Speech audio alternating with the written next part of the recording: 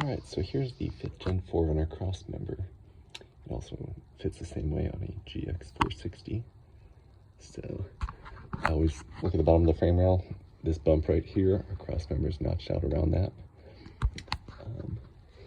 Stick this bolt in here loosely so the whole cross member can drop down just slightly. And then this side, there's no bolt hole in the frame, so you'll need to peel the little sticker off of here and then stick this lollipop down in the frame rail like so, and then stick a bolt through it to catch our cross member. And it's the same on the driver's side, except,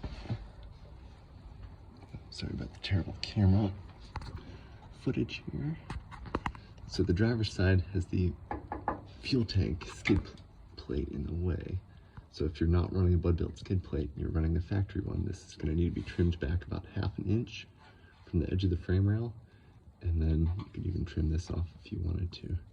But the lollipop goes on that side, and then this side you just stick the bolt through the brake line holder and then lift up on the whole thing. I like using a floor jack and then tighten it down.